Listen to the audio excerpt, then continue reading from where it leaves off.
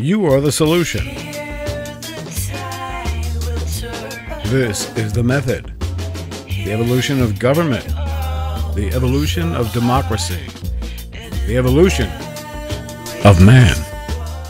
This Kalamazoo oil spill that happened in 2010, there's a couple misconceptions which has been played over in the media, even in the most recent articles, where they call this a crude oil spill. And it's important to understand before you go too much further about the spill that not only was this the largest inland oil spill in U.S. history, it's the first one of its kind. The tar sand spill like this never really happened like this before because it's still a new technology.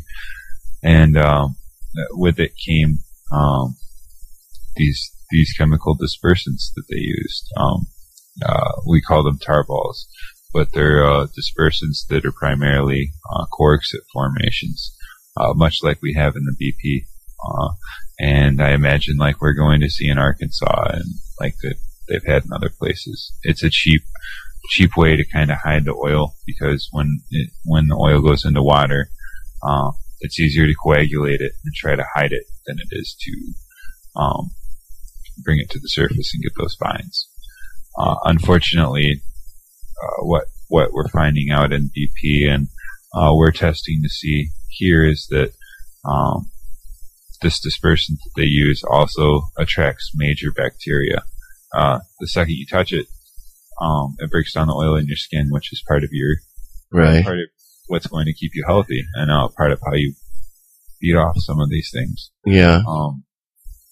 And so the first way that these can affect the human is that it breaks down your system and almost kind of opens the floodgate. They found just having the formations in the bottom of the river in the BP makes the bodies of water have 10 times the normal amount of bacteria that it normally would. The actual formations themselves have something like 100 times the amount of bacteria that the bed floor would normally have. Right. And then you put that and you put the streamline with it being laced with corexit to help break down your immune system, and you start having problems. What's really scary about this, what's happening here right now, is that they're completely denying it. They're completely denying that they used the corexit and our EPA, DEQ, and nobody's acknowledging it. That goes with this being the first oil spill of its kind. The only thing that they can come up with to start getting rid of the hundreds of thousands of gallons of tar sand that's fused with our riverbed is to do a dredging.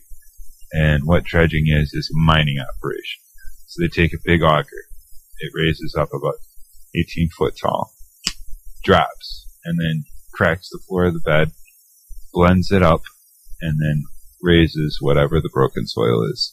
Now, unfortunately, these formations of corexit, when they do that, that means they shatter them back into powder and they float down the river. It also means that it fractures the layer of clay, which, when this spill happened, is what they told us is going to keep us safe from the chemicals. And so, if the layer of clay is gone and all of this is being blended up and destroyed and being sent down the river, it's frustrating because the Michigan Department of Community Health also on September 30th said the river is safe to swim in while they're doing it. Oh my God. Wow. So you obviously don't feel like you're getting the kind of response from the state that you would like. No. The nicest thing I can say about our government response is despicable. Unfortunately. Wow, that's a good adjective. I like that. Wow. So you're not getting any help at all. Are they testing the rivers at all? There is a company that tests the water, which is a sub-company for Enbridge. Unfortunately, the oil spill, they have it written up, so Enbridge is allowed to take care, head, and control the oil spill. So whatever money is getting allotted to clean up the spill, Enbridge gets that money, and then they use it how they see fit without any regulation that I'm aware of. And so if they have a water test, it's an Enbridge certified water test. It's not like some kind of Right. flat, unbiased.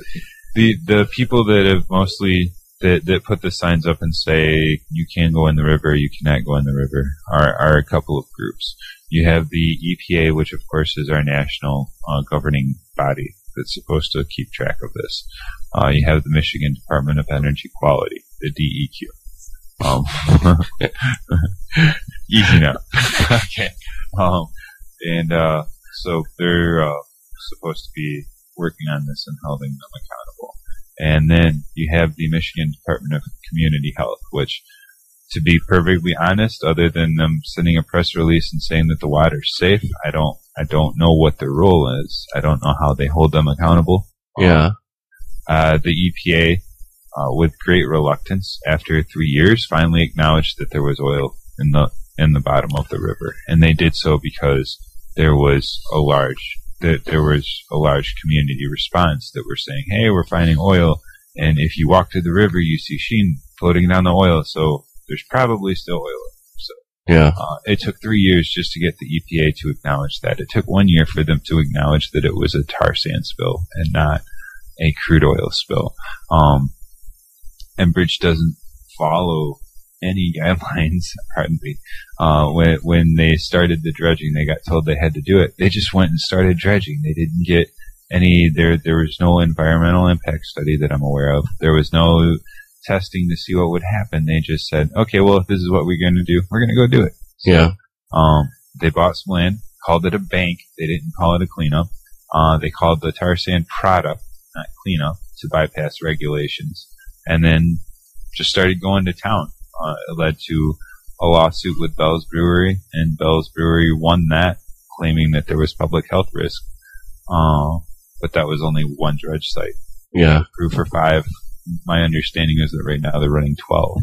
And Dr. Ricky was on site when the Valdez spill happened in Alaska, and she was a fresh new doctor when that happened.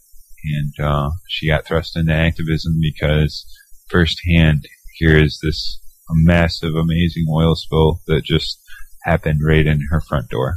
And so she led the charge with that. She's been a great mentor and a voice. She's got a lot, college students going around. There's a young lady named Sonia that's been amazing helping her out.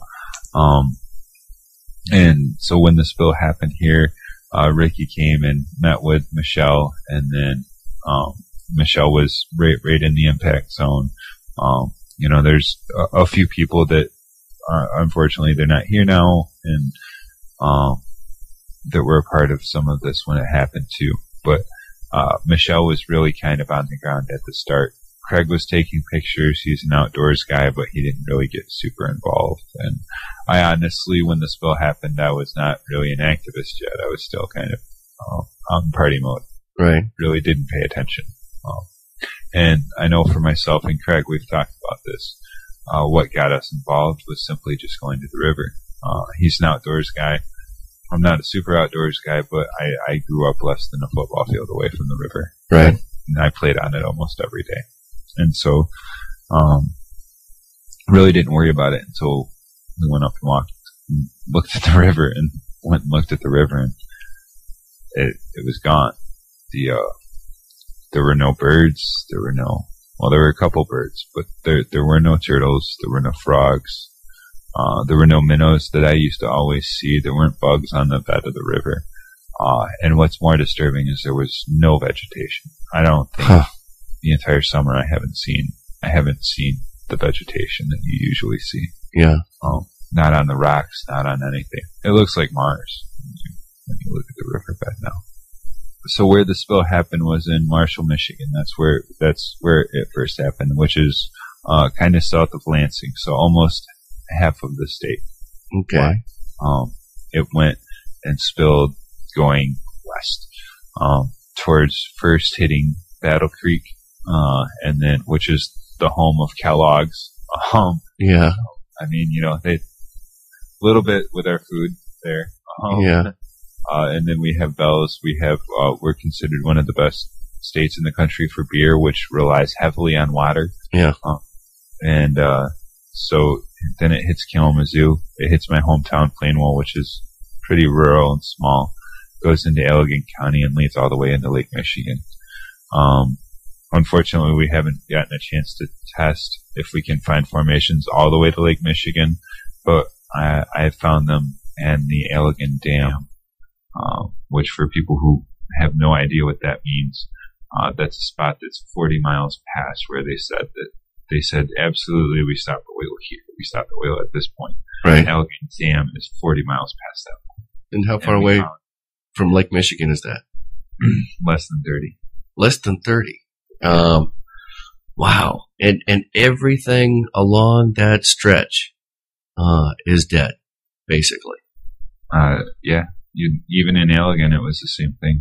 The Mars it looks like another world. Yeah. And that's what happens to people when they go to it. If they grew up around bodies of water, they just go there and they look at it and it's dead. And are you guys already finding traces of this dispersant in your water supply? Not in our water supply. We don't know how to get a real concrete test for that. I know that and again, this is why I like to bring up Craig, because he is very good at documentation. If you look at some of the Dilbit pictures, you're going to see that there's backup flow and this sudsy residue that keeps coming up through our manholes and stuff like that. We keep having, I know Battle Creek has a problem with them. I know Kalamazoo has a problem with, we keep having these huge water waste backups, and there are 100,000 gallons of water that's all, sewer water that backs up into our streams and areas, and it's happening like every 6 weeks. Yeah. So they say that it's just that we have an outdated water system, and that's also led to Kalamazoo having double the amounts of fluoride, which is a whole other conversation. Yeah. But so our water, our water wasn't great already because we're already fighting PCBs that were loaded in the area. And now we have this on top of it. Yeah. It's just is anybody getting sick in the last, and this happened when? This was years ago that this spill happened, right? And yep. Over that time, is anything showing up? Well, a lot of gag orders, a lot of medical gag orders. So, really? We don't know a number, but there's, yeah. Right. The interesting thing with these formations and trying to get them covered is that we get reporters that say, "Oh my God, this is an amazing story. Why is nobody covering this?" And then they jump up to say, "Okay, we're going to cover this. We want to get the information. We're going to release it out." And then they call and say, "Well, okay, can't do it this week. Do it next week." Next week comes, they can't do it that week. And then somewhere along the line, they say, "Well, we'll get to this, sometime." And after a couple of reporters, you just, well, why, what's the holdup? Do you understand the safety issues that we're talking about here? What's the holdup? And, so I don't have an answer for that part. That's just the information that I'm aware of. Well, I don't know how many people it would be along the river. If it's in Lake Michigan, there's two problems with Lake Michigan right now. One is that we may already have dispersants in Lake Michigan, and because they won't acknowledge the dispersants, we honestly don't know how much is in our water. And when you start messing with Lake Michigan, you start messing with the drinking water for 20 million people, 25 million people. You also start messing with the world's, at least 20 to 30% of the world's freshwater supply, depending on what you call freshwater supply. It can be up to 1/3 of the world's freshwater supply. You're talking about an amazing amount of very necessive for human life issue here. And so this has happened down here with the spill already, where we think that we have chemical dispersants, all along the river. I don't know what this means for people on well water. I don't know what this means if all of this stuff is in our city water. I don't know if our city water filtrates it. We don't know. We don't have answers to some of those questions. Yeah. At the same time, they've decided to double the capacity from 250,000 gallons a day to 500,000 gallons a day pumping. And while they replaced parts of the line, they didn't replace all of it. And the line we have that runs through our area is called 6B. 6B is 50 years old plus and was made to be a gas line. It wasn't intended for an oil line, and certainly not intended to be tar sand. What's worse than that, unfortunately, is if you go up to the Mackinac Bridge, there's another one called Line 5. Like 6B, it's over 50 years old. Like 6B, it was originally a gas line. It's pumping part bitumen tar sand right now. If you look at any pictures, you just Google 6B, you're going to see that right now the line has broken supports. And in several places along the lake bed, you can't even see it. And it's on the floor of Lake Michigan. It's on the floor of the lake. Yeah. It holds the water for 25 million people. And it's over 50 years old. Many parts of it are malfunctioning, and without doing any significant maintenance to it, they want to double the capacity from that as well. If that spills, there's probably a good chance we lose that Great Lake. Yeah, we have some really grim realities that, as a world and as a nation, that we're going to have to start realizing and facing. Here, there isn't a good solution for the Kalamazoo River anymore. It's gone. There isn't. It's already happened. It's already. The dredging might end up being the best possible solution, and so all we can do right that, and I mean, God, I hope not, but if it is, that all we can do is ask for them to at least just give us the information so we know how to keep people safe. Like, for the people that are living on the wells, like my family, I just want them to just let us know if we need to back away from one. Let us know if we need to leave the area, and just let us, like, how many kids are along all of this? Just let us know so we can keep people safe. Right. And we can't even get that. So, and as far as the Kalamazoo River solutions, we don't even understand what the problem is yet. There's other methods. We've got to back away from tar sands altogether. There's a minimal profit margin. We don't need this oil. Right. That's just one that we need to skip altogether. Even before we found out about the formation part of this, we knew about the doubling of the expansion, about them putting it in small pieces to avoid the presidential calamity that the Keystone XL is having. We found out about their eminent domain practices and what they've been doing to families here, and found out about all of this cover-up. Just from the steps, like I said, for the first, we had to fight for 3 years for them to just say, yes, there's still oil in there, and yes, it's bitumen, and it's not crude oil. Because the EPA has done nothing, because the MDEQ has done nothing, because all of the people that are supposed to be taking care of us have done nothing, the group MICATS, Michigan Coalition Against Tar Sands, formed, and I was very proudly with one of the big launching campaigns for that on the 24th, and took a skateboard and went into the expansion of this spill on my birthday, June 24th. And January 21st, I am facing 2 years felony prison now from that protest. There are 4 individuals: Lisa Leggio, Vicki Hamlin, Barb Carter, Will Lawrence, who 1 month after I did so locked down in Stockbridge, which is where they had forced eminent domain on some of these homeowners. And they also are facing between 2 and 3 years, depending on their previous record. We have 2 tree sits, and our cat Felix is also facing felony. And the community response has been very, very supportive.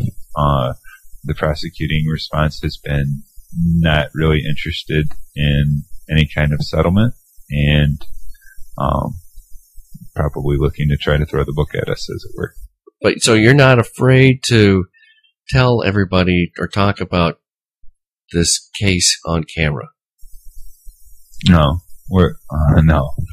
I'm proud of it, and I want Enbridge, and I want the prosecuting attorney to know I'm not scared. The idea of prison doesn't scare me, nor does it scare the others, and let them know that what scares us is the lack of accountability for the first oil spill of its kind without any kind of education. And I know for myself, my whole life was on that river and over my dead body is all I can say, I guess.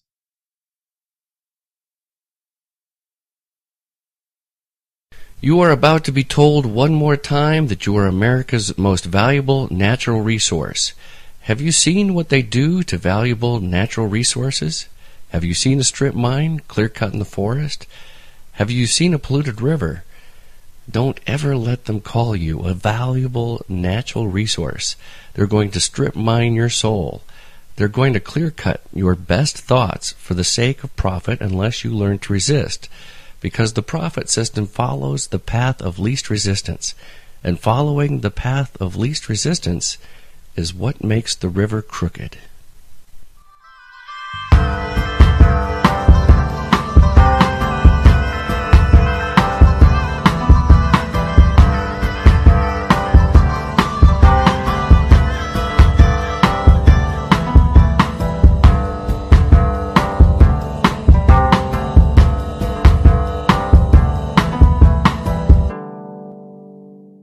Protester has agreed to come out. Let's take a look down the road here. That protester is back there since about 7 o'clock this morning.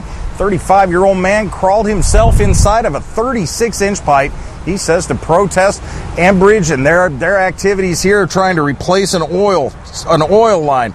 Police say Wahmhoff is part of a group of protesters who want Enbridge to stop replacement work on Pipeline 6B. Today, he spent his 35th birthday, crammed several yards into that pipe in order to halt construction. That mission apparently successful because nothing got done out here today.